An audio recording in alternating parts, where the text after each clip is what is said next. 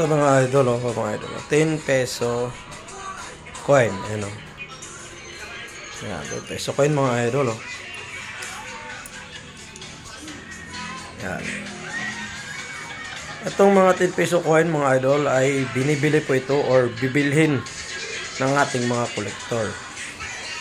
Yung ganitong 10 piso po. Yan po, ganito. Ayan. Itong 10 piso ko po na hawak mga idol, ayan. Ito ay sample lamang po sa inyo. Ayan. Ito ay 2008 at saka 2002. Ito ay ang value po nito or ang halaga po nito ay 10 lang din po. Wala po itong mahal. Ang binibili po nila mga idol yung year 2007 at saka year 2009 na ganitong 10. Ayan. Binibili po nila yan ng 2K pataas.